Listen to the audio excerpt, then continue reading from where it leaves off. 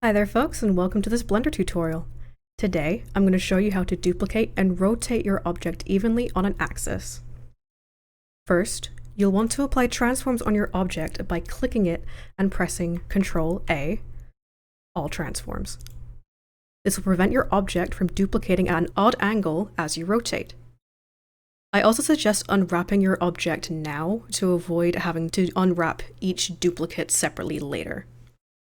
Then, you'll want to add an empty plane axis.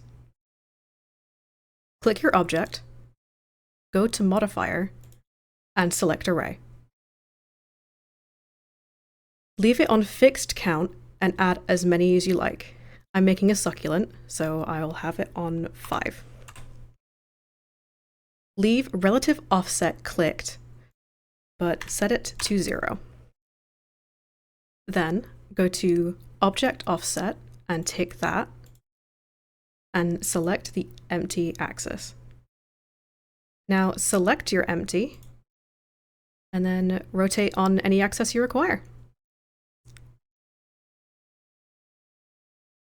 I hope this helps. Thanks for watching and take care.